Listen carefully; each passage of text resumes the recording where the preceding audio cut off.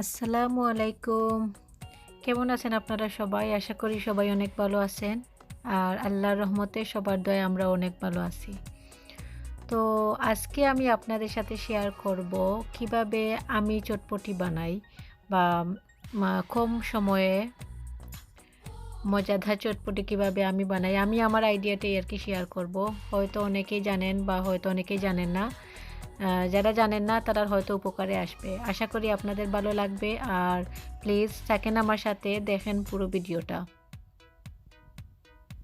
তো আজকে আমি চটপটি বানানোর জন্য এখানে আমি এই যে বয়েল চিকপিস যেগুলো মানে দোকানে কিনতেই পাওয়া যায়, আমি 2 ক্যান নিয়েছি। এগুলো দিয়ে চটপটি বানাবো। আর এখানে হচ্ছে সিদ্ধ করা 2-3টা আলু আমি একটা কাঁচা চামচের সাহায্যে আর কি আদা ভাঙা করে নিয়েছি। এখানে হচ্ছে চাট মশলা, আর এই যে আমাদের কি বলে পানিপুরি, আর নেব চটপটি মশলা। কেউ কেউ আবার চটপটি মশলা মানে বাসায়ও তৈরি করে থাকেন, তো আমি মানে দোকান থেকে কেনাটা ইউজ করতেছি। আর তো আছে সল্ট, ক্রাশ চিলি নিব। আর এখানে আছে আমরা যে তেঁতুলের রসটা খেয়ে থাকি, আমি এটা আর কি কিনে এনেছি। এটা কিন্তু স্বাদটা একদম পারফেক্ট। আমি এর সাথে শুধু একটু ক্রাশ চিলি, চাট মশলা, সামান্য লবণ আর সামান্য চিনি দেব। তো ইনশাল্লাহ দেখাবো আপনাদের। আর থাকেন আমার সাথে, আমি বানাই চটপটি।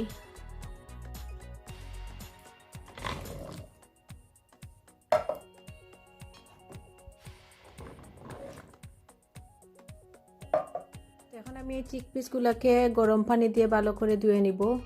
আর একটি সামান্য গরম পানি দিয়ে আর কি একটি হাঁড়িতে বসিয়ে নেব। তো ধুয়ে নেই চিকপিস। তো এই তো আমি এখন চিকপিসগুলোকে ভালো করে ধুয়ে গরম পানি, পরিমাণ মতো পানি দিয়ে আর কি, আর চুলাতে বসিয়ে দিলাম। এখন আমি এটাকে হাই হিটে, আমি চুলাটা অন করলাম। হাই হিটে আমি এটাকে রান্না করব অ্যাবাউট 5 to 7 মিনিট আমি এটাকে রান্না করব। তো এরপরে আমি সল্ট বা মশলা যেটা দিয়ে আর কি এটা অ্যাড করব। তো আবার ফিরে আসছি 7 মিনিট পর। তো এই তো 7-8 মিনিট পর এই এই চিকপিসগুলো অলরেডি বয়েল করাই থাকে, এই তো একদম নরম হয়ে গেছে। তো এখন আমি যে আলুগুলা সিদ্ধ করে রেখেছিলাম আমি ওইগুলা দিয়ে দেবো এখানে।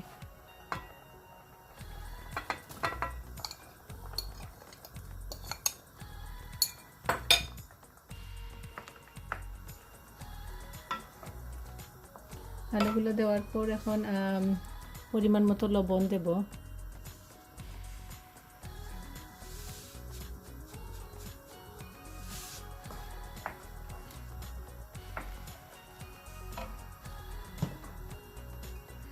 আর এই যে চটপটি মশলা আমি এটা 2 টিস্পুন দিয়েছি এখানে, 2 টিস্পুন চটপটি মশলা। আর আমি দেব 1 টিস্পুন কারি পাউডার। আমরা যে নর্মাল যে কারি পাউডার ইউজ করি এটাই দেবো, একটু মানে ডিফারেন্ট টেস্ট আনার জন্য আর কি। তো এই যে আমি 1 টিস্পুন দিলাম, দিয়ে আমি ভালোভাবে নেড়ে ডেকে রান্না করব যতক্ষণ না পানিগুলো শুকিয়ে যায়। একদম শুকনো শুকনো হওয়ার আগ পর্যন্ত আর কি আমি এগুলোকে ডেকে রান্না করব ভালোভাবে।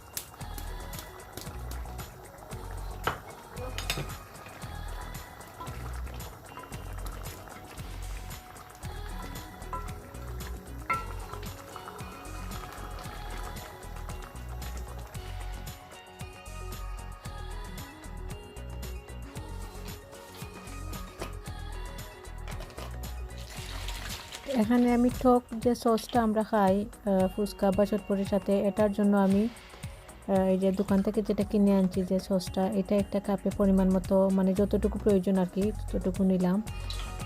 নিয়ে এখানে আমি 1 চা চামচ চিনি দেব, আর আধা চা চামচ চাট মশলা দেব, আর শুকনো মরিচের গুঁড়া বা ক্রাশ চিলি যেটা এটা দিব, আর দেব সামান্য লবণ। তো এগুলো দিয়েই আসলে এটা অনেক টেস্টি হয়। আর নর্মালি আমরা তো আগে যেভাবে মানে আমি নিজে আর কি যে তেঁতুলের প্যাকেটগুলো কিনতে পাওয়া যায়, এগুলো আনতাম পানিতে ভিজিয়ে, পরে এগুলোকে জাল দিয়ে মানে অনেক সময় লাগতো আর কি। আর এখন আমি এইটাই কিনে আনি, মানে টেস্টটা একদম পারফেক্ট থাকে আর অনেক দিন ফ্রিজারে রাখাও যায় আর কি। তো আপনারাও যা হয়তো অনেকে এইভাবে আনেন, আমি কিন্তু আগে আনতাম না, এখন আনি, আমার ভালোই লাগে, সময়ও বাঁচে আর টেস্টটাও কিন্তু একদম মানে নর্মাল ইয়ের মতোই লাগে আর কি, তেঁতুলের রসের মতোই লাগে।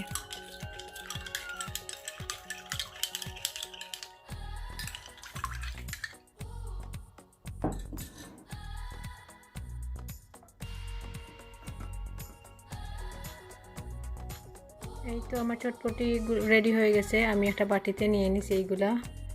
আর এখানে আমি ডিম সিদ্ধ করে নিয়েছি, সামান্য শসা কুচি করে কেটেছি, এখানে লেমন আছে, আর 2-3টা কাঁচামরিচ, পেঁয়াজ, আর এই তো তেঁতুলের রসটাও রেডি আছে। তো এখন পরিবেশনের পালা।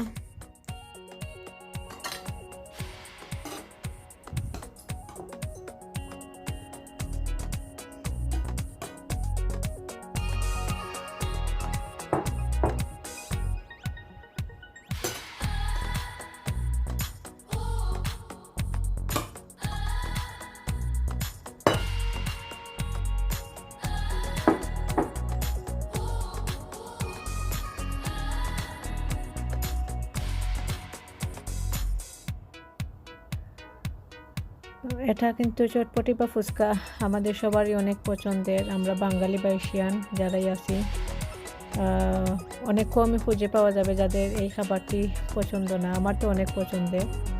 তো আমি এটা দিয়ে চটপটির জন্য 2টা বলে নিয়ে নিয়েছি, আর বাকিগুলো দিয়ে আর কি আমি ফুচকা রেডি করব। আর এই তো আমি পেঁয়াজ, শসা, কাঁচামরিচ সবগুলো দিয়ে আর কি রেডি করতেছি।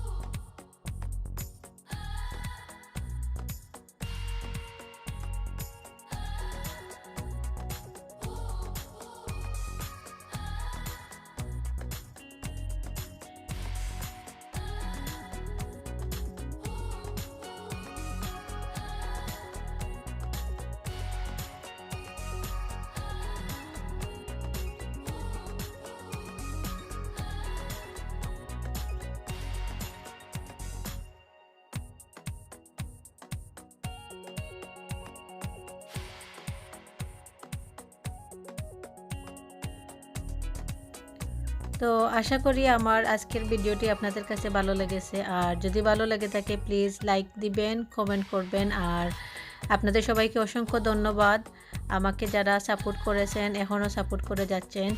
ইনশাল্লাহ আমিও আছি সবার সাথে, আর সবার জন্য অনেক দোয়া আর ভালোবাসা রইল, আর আমার জন্য আমার পরিবারের জন্য সবাই দোয়া করবেন। তো আজকে এখানে বিদায় নেব। সবাই ভালো থাকবেন, সুস্থ থাকবেন আর নিরাপদে থাকবেন। আল্লাহ হাফিজ, আসসালামু আলাইকুম।